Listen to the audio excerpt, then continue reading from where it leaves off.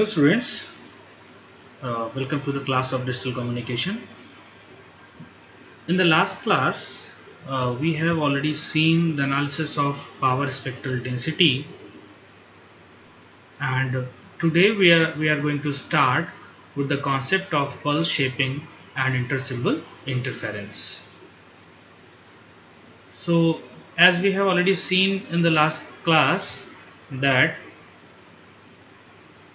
the formula for power spectral density can be written as S by F is equal to mod of Pf square upon Tb in bracket R naught plus 2 times of summation n is equal to 1 to infinity Rn cos of 2 pi Fn Tb, right?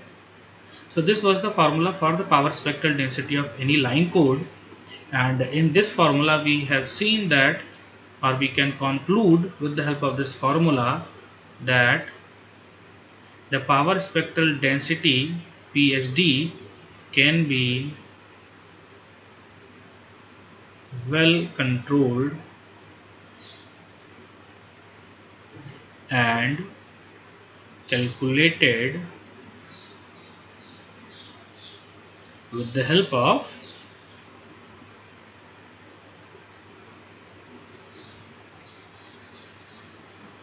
these discrete autocorrelation functions, right? So here we can write down discrete autocorrelation function, right? So uh, this can be the one conclusion from this formula. And the second important point is that power spectral density further can be well explained, can be well, even we should write, can be well characterized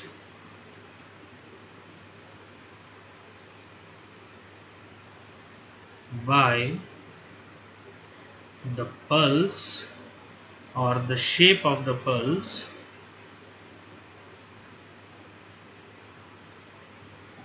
we use, right?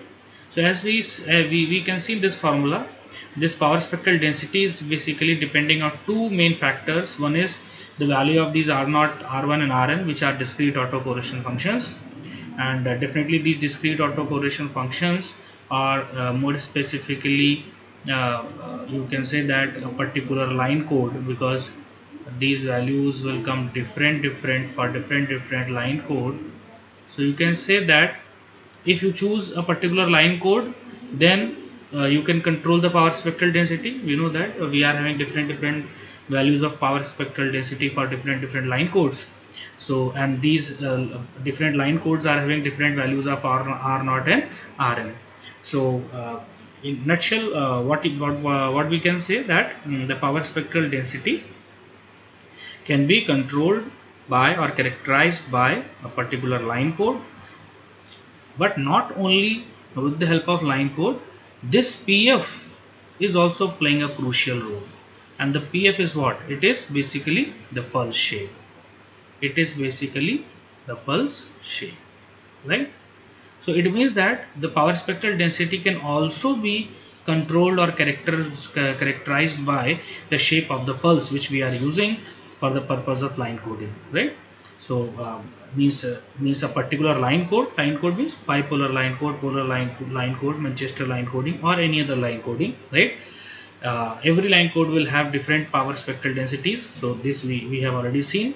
Now today we want to see that what is the impact of this pulse shape on the power spectral density, or what should be the optimum shape of the pulse which we should use for the purpose of line coding or for the purpose of transmission of our digital data. So this is the important concept which we want to see. So we can conclude here that what is the meaning of pulse shaping. What is the meaning of pulse shaping, right? So if you want to see pulse shaping, it means that the shape of the pulse, the shape of the pulse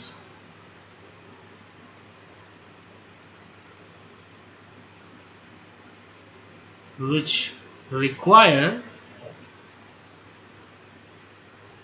to shape the power spectral density. In fact, to shape the power spectral density. So the shape of the pulse required to shape the power spectral density. Yes, this is basically the pulse shaping. So in this concept, we will study what are the types of shape of pulses which are possible for us, so that we can use those shapes for the purpose of communication, right? So these all things we will see in the coming lectures, but today I just want to tell you about the basic concept of pulse shaping, that why we want to study this concept of shaping of the pulses. The answer is very simple, because if you want to study the power spectral density of any line code, then power spectral density can be well characterized by not only because of any line code, but also with the help of a pulse which we are using, right? So the shape of the pulse becomes very important for us, because for a particular shape you can have a different value of power spectral density. So we can choose optimum shape, so that we can say the optimum shape or the desired shape that can give us the desired power spectral density, right? That can give us the desired power spectral density. So along with line code, this pulse is very important for us. So we'll study the shape of the pulse in the coming lectures. One more thing is very important if we talk about the pulse shaping. Then a concept of intersymbol, the concept of intersymbol interference is also arises whenever we are talk about the communication in terms of pulses. Then this concept becomes very prominent in digital communication, that is known as intersymbol interference, right? So what is the reason behind this intersymbol interference? This we want to see. So the reason is very simple. For example, we know that in our digital communication system, we are using the pulses. We are using the pulses to represent ones and zeros, right? To represent ones and zeros, and we name this pulse like PT, and the Fourier transform of this PT can be PF, which we were using in the formula of power spectral density. So if we take the Fourier transform of this rectangular pulse, because this pulse is responsible to carry the information 1 and zeros, so ultimately this pulse is 1 and 0 for us. So we'll consider that this is our information, this is our bit. Either it can be 1 or it can be 0, whatever, because I don't know the representation of the line code. So we will take generic concept that, for example, high values representing 1 and low values are representing 0. So in that case, if we take the Fourier transform of this pulse, then we know that this is a very popular function which is known as sinc function, and the sinc function can be described like this, right? Sinc function can be described like this, right? So this is a pulse PT and this is a pulse PF. Right? So one point is very interesting here to note, that if we want to calculate the bandwidth, if we want to calculate the bandwidth for transmission of a rectangular pulse,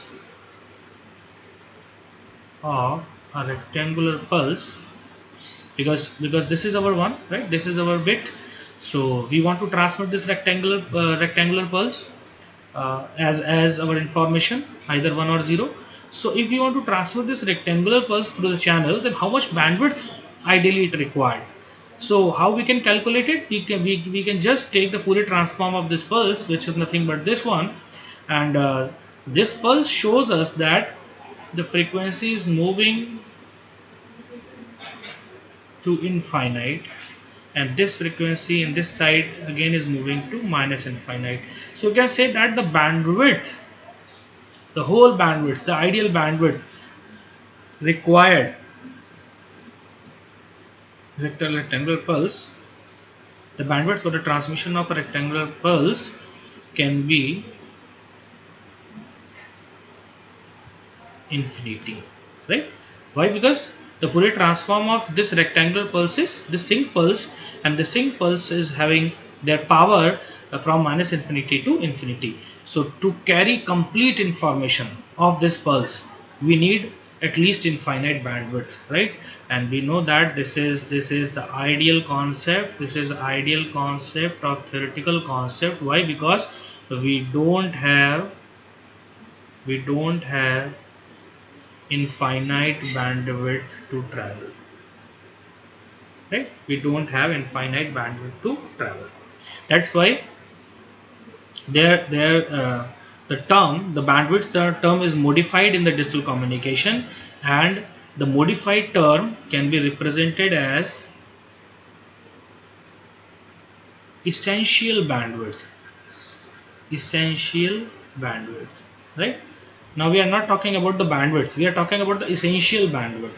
Essential bandwidth means the frequency range in which most of the power or most of the information is there, right? Most of the information is contained in the band of frequency. That band of frequency can be treated as the essential bandwidth. So we are basically ignoring all those other frequencies because we are assuming that the signal power is very small in all those frequencies and we can neglect them. Yes, it is true that if we are neglecting any portion of the information, we have to bear the information loss. We have to bear the information loss. This is very important. For example, in this curve, we can see that this lobe is having a significant information. Why? Because most of the information or most of the power, it can be visually expressed that most of the power is centered in this frequency range, right? And as we are moving beyond from these frequency ranges, then you can say that these lobes are becoming smaller and smaller and smaller, and you can say that power is tending towards zero as we are moving frequency towards infinity, right? So what we can say that if we want to consider the bandwidth of this pulse or this function, then we can say that we can assume only this portion of frequency ranges, or you can say that this can be our bandwidth for the purpose of communication, and we will say that most of the power will transfer from transmitter to receiver if we are communicating in this bandwidth, right? But yes, it is true, practically we do this, and this is basically defined with the help of essential bandwidth. But ultimately it is also true that some of the information will get lost. Why? Because these lobes we are having some power, and we are cutting these lobes from the information, so definitely some information will get lost, right? So we have to bear this, now from where the concept of intersymbol interference arises, right? This is an important thing. So to understand the concept of intersymbol interference, again I am making this pulse, that is a rectangular pulse, and the Fourier transform of this rectangular pulse, which can be mentioned here, it is sinc pulse, right? It is a sinc pulse. So this is the Fourier transform of, this is frequency domain, right? And this is pulse pt, it is time domain pulse, and this is pulse pf, right? So if you want that information loss should be minimized, right? If we want that information loss should be minimized, then what we should do, basically we should just imagine, we should shrink this pulse, in these directions, right? We should shrink this pulse in these directions. So ultimately what we want, that this curve which is distributed from minus infinity to infinity, ideally it should be band limited. It should be band limited. It should not be band unlimited. It should not be from the frequency minus infinity to plus infinity. It should be in some range, in some frequency range. So what if we want to keep the sync pulse in some frequency range, what we have to do, we have to shrink this pulse from this end and this end, right, to in these directions, right. And then we can say that in some case, if we make this pulse as a band limited pulse, then what happened, then we can say yes, now we can minimize the information loss, because most of the information will come into that permissible bandwidth, right. Most of the information will come into the permissible bandwidth. For example, I am making here, the modified pulse, shrink pulse. For example, this is a shrinked version of the pulse, right, shrinked version of the pulse. And then this is moving like this, and bear me with the figure, right. This is the pulse, right. For example, I'm making this is a shrink version of this pulse. Original pulse was this, and this is a shrink version. So what you can say, that this lobe, which was initially outside from our permissible frequency range, now this lobe is coming inside that frequency. Similarly, this lobe is also coming inside the frequency. Then you can say that yes, information loss can be minimized. Information loss can be minimized because along with this main lobe, some nearby lobes are also coming into the permissible bandwidth, right.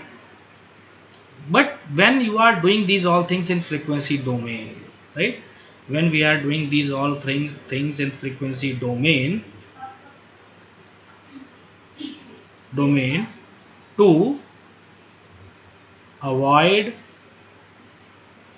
the information loss, then what is happening in the time domain? See, when you are shrinking the frequency, it means in time domain you are spreading the pulse, right. In time domain you are spreading the pulse. It is a very simple relationship. We know that T is equal to 1 upon F. So if you are shrinking or decreasing the value of frequency, then definitely time the value of time period will increase. So what will happen here? For example, as you shrink the pulse in the frequency domain, then in the time domain this pulse basically is spread. This pulse basically is spread. This pulse may become like this. This pulse may become like this, right? So this can be the scenario when we are decreasing the frequency domain bandwidth, or we are making, technically we are making our signal band limited, then our signal is becoming time unlimited. Time unlimited. So if your signal was time limited, for example here this was the time limited signal. Why? Because it is limited from 0 to capital T, right? Beyond this T the value is 0, right? So this is time limited signal. So if the signal was time limited, then if the signal was time limited, then it was unlimited in frequency domain, right? So you can say that it was band unlimited. This was the scenario. Now to avoid the information loss, you want to make your signal band limited. You want to make your signal band limited, but at the same time your signal in time domain, it will become time unlimited, right? So this is a problem basically in communication. So what you can say that when you are shrinking the pulse in frequency domain, then you are spreading the pulse in time domain, right? Your pulse is spreading in the time domain. Now we want to elaborate this figure. For example,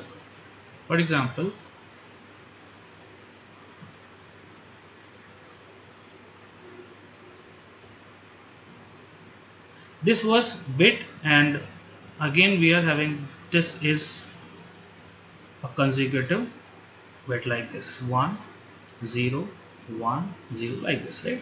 So it means that some of the pulses which can be treated as the previous pulses, or some of the pulses can be the future pulses for this one, right? So definitely you are having pulses in this direction also, as well as in this direction also, right? So this can be the scenario for you. So for example, this one is there, this one can be represented like this, because now the pulse get spreaded, now this one which should be limited to this domain, right? Similarly for this one should also be limited in this domain, right? Now for example, this one is also spreaded. Why? Because you are continuously shrinking the frequency for every bit, right? So for this bit you will again try to shrink the frequency. So if you try to shrink the frequency, then the time in time domain it will spread, like this, it will spread like this, right? Similarly this one should be in this range, it should be in this range, but it will not be practically true because you are shrinking the frequencies. So time domain pulse will go like this, will go like this. So all these pulses are spreading in time domain as you are shrinking the frequencies in frequency domain, right? So what you can see here, you can observe here that these pulses, this one and this one are overlapping in some zone. These are the overlapping areas where this pulse is moving like this pulse is moving like this. So this is the intersection area. So these are the places where these two nearby pulses will produce interference because they are overlapping to each other, they are overlapping to each other, and this is known as inter symbol interference, right? ISI, this is the concept, inter-symbol interference. So you can say that this is a time domain inter-symbol interference. Similarly, if you want to see the inter-symbol interference is frequency domain, then again what you have to do, you have to make your signal time limited. Then what will be there in frequency domain? The signal will be unlimited, right? So when you make the next bit, again that next bit will also be unlimited in the frequency domain. So the except this main lobe, all other lobes will get interference, or in some cases this main lobe will also get interference. So that figure can also be made. So this is the case of intersymbol interference.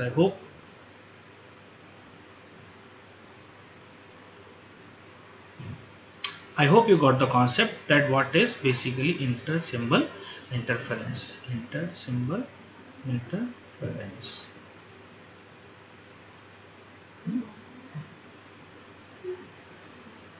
So is so in technically, if we want to write down the definition, simply write down that spreading of a pulse, that spreading of a pulse beyond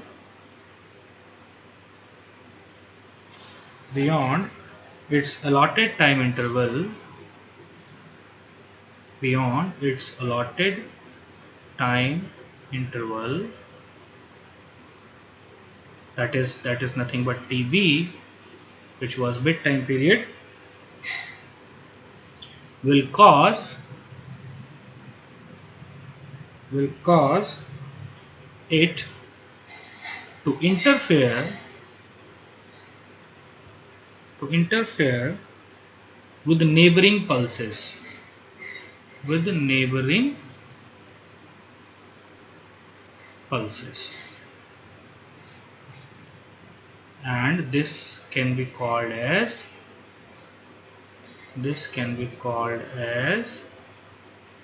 ISI, that is intersymbol interference. So definitely you can conclude here that it is not a noise. ISI is not a noise. This is very important. It is not a noise, but it is caused because of the non-ideal channels, or means the type of the channels which produces spreading, right? So ISI is not a noise. It is because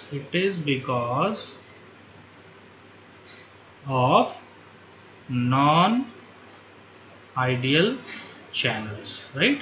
It is because of non-ideal channels, right? So what I mean to say that non-ideal channels means all those channels which are having distortions, and because of those distortions, basically they develop the nature of dispersive nature. The channel develop the dispersive nature. And what is the meaning of dispersive nature? That it normally spread the time period of the pulse, right? So because of the spreading in time domain, those pulses will get interfere with the neighboring pulses. This is the thing, right? And definitely and if you see in this figure, if you see this figure, In this figure I am saying that if we are shrinking the frequency, so what is the meaning that shrinking? What is the meaning of that shrinking, right? So it can be again simply explained like for example, you are having a channel. For example, we are having a channel of bandwidth that is called RB. For example, this is the bandwidth of our channel, and we know that in the frequency domain, the information is in the range of from from minus infinity to infinity. But you are saying that you are having the bandwidth that is RB. So RB means, for example, this is RB. We are considering here that, for example, this is RB. So in that case, what will happen when f is greater than RB? F is greater than RB because the bandwidth of the channel is limited to RB. So what will happen when the frequency is greater than RB? It means all this information, right? These all power will get suppressed. These all power will get suppressed, right? Why? Because there is no space in the channel for these frequencies. Frequency is limited to RB because the bandwidth is RB, right? So frequency of communication is limited to RB. So all these power of these frequencies will get suppressed automatically. And this suppression means what? This suppression basically it is analogous. It is analogous to shrinking the frequency. This suppression is analogous to shrinking the frequency. That's why I'm saying that if your channel is like this, if your channel is band limited, then it will not pass the frequencies that is beyond that the certain range. Then what happens? Then definitely the signal will be treated as a compressed signal, suppressed signal, and in that case your time domain signal will get spread. So this is called the dispersive property of the channel. So such kind of channel which are band limited, they will always produce ISI, right? The channel which are band limited, non-ideal channel can be named as band limited channels.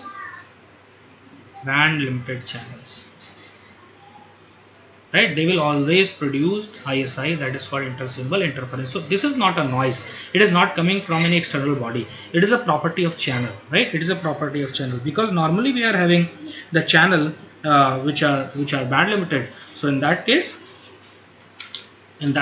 those all band limited channels will definitely create some amount of intersymbol interference. The amount of intersymbol interference can be high or low, whatever, right? And definitely we have already seen that if we are shrinking the frequency, then time becomes unlimited. If we are making time limited, then frequency become unlimited. In both the cases you will have to bear the intersymbol interference. So what we can do to eliminate ISI, this is very important. What we can do to eliminate ISI, right? So to eliminate ISI, what we can do? So Nyquist has given some criteria. Nyquist criteria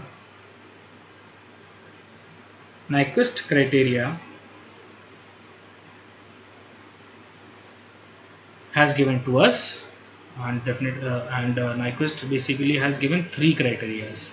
So with the help of these 3 criteria, we can choose the pulse shape so that it can minimize the intersymbol interference. So what we have to do? We have to choose proper pulse shape so that ISI can be minimized, right? ISI can be minimized. Why I am saying so? Because you know that when we are using rectangle pulse, right, this pulse is not serving our purpose, because this rectangle pulse will always have required infinite bandwidth to travel, and we don't have infinite bandwidth, and all those problems of ISI occur because of this rectangular pulse. So we have to change the shape of this pulse so that we can get some conditions or some situations where ISI can be minimized. So with the help of this Nyquist criteria, with the help of these Nyquist condition, we will see that what are the possibilities with us, so that we can minimize the intersymbol interference, or what is the root concept which Nyquist has taken in his criteria when he discussed or derived the criteria. Then what were the condition, what were the root concept, what was the root concept which he used. We will see all those things in the coming lectures. So till now I am stopping here. The main motive of this lecture is to discuss about the need of the pulse shaping and what is the intersymbol interference. I hope you got the concept. Thank you very much.